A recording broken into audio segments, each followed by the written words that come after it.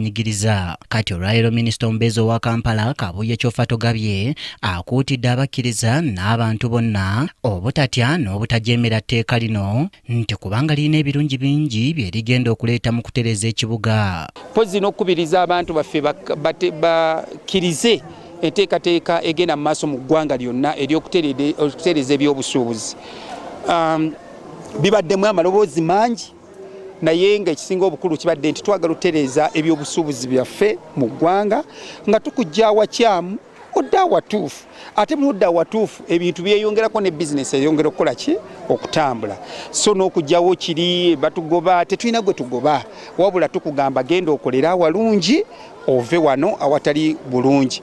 Otuleke enguudo tukole amataala tukole amakubo tukole emyala kwegamba obulamu bwaffe ffenna tutandika okukola ki okweyagalira mu ggwanga lyaffe naye ate gwe singa gwe weeyagale ng'ate banna bonna obakola ki obanyigiriza. Agamba kiriko bwe kiyambye nti nga gavumenti basobodde okufuna abantu abapya abagulawo zi bizinensi mu butongole mu nkola entuufu nti era wano gavumenti yasobodde okuŋŋaanya ensimbi eziri eyo mu buwumbi 600 kyagamba nti kino kyakuyamba abantu okuyita mu musolo guno oguba gufuniddwa. Kati wenjogerera twagenze okuweza omwezi guno ogwokutaano nga KCC yakaligesitalinga bizinensi empya ezisukka emitwalo 2,130 era nga twakafuna obuwumbi 600 ezo ze ziba license ezititegeeza twadde tetuzifuna.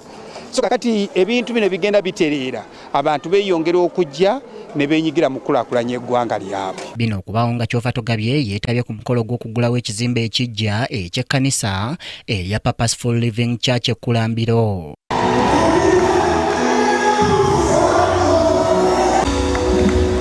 Kyoffa Togabye nga yabadde omugenyi omukulu mu kwogera kwe akuutidde abakkiriza okwemanya beewala obulimba nga bayimirira ku mazima nga bino abisimbuliza mu kyawandiikibwa ekya Zabbuli 12:17. Because I like that one. That he that speaks the truth will seek forth righteousness, but a false witness will deceit. I don't know what it means. So let us do the right things. When we do the right things, God will do the other things. Omusumba David Sekaboga amyuka akulira ebyobulamu ku district wa Kiso nga mu ngeri y'emu ye overseer owa Greater Kisaase mu kibiina ekya NAFBAC yatuuziddwa okukulembera ekkanisa eno eya Purposeful Living Church e Kulambiro.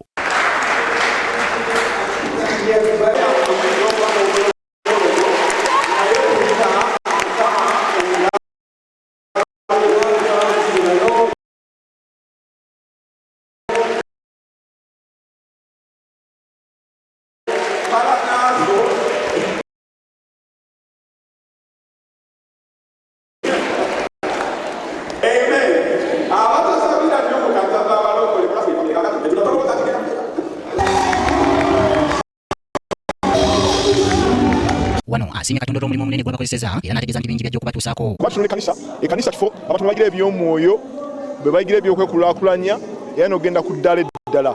So twagala okuza Mukama mu byonna, Mukama w'omukisa ekkanisa eno, Mukama w'omusumba David ne Sara omukisa n'abooluganda bonna b'ekkanisa eno omukisa okuyimirirawo ne bonna bayimiddewo mu kusiimba kwayo mu linnya erya Yesu. Kyambadde Shadrack Joshua, KTV Amalindire. Webale nnyo Kyambadde Shadrack Joshua. Bannamateeka balabudde abavubuka abatandika okwezimba bulijjo okukozesa bannamateeka abamanyi ensonga ezikwatagana ku by'ettaka nga batuuse okugula ettaka basobole okwewala okugwa mu bafere. Bano babadde basomesa abavubuka ku nsonga ezikwatagana ku ttaka nga basinzidde ku kyalo Mbarwa mu division ey'e Namugongo. Omusomo guno gubadde ku kyalo Mbarwa mu division ey'e Namugongo nga gukulembeddwamu bannamateeka